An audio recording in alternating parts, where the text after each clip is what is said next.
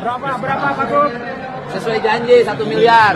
Itu uangnya satu ngambil dari tabungan 800 juta, 200 juta lagi jual sapi. Asli 4 ekor. Momen Deddy Mulyadi serahkan 1 miliar rupiah bonus juara Persib, pakai tabungan pribadi hingga jual sapi.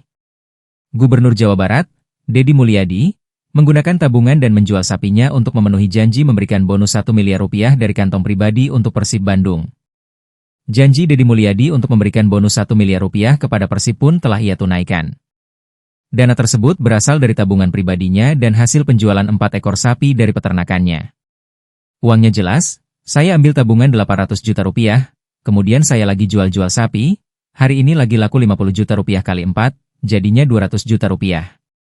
Ini saya bonusnya sudah disampaikan. Cash. Tunai. Buat seluruh pemain Persib. Berapa Pak Gub?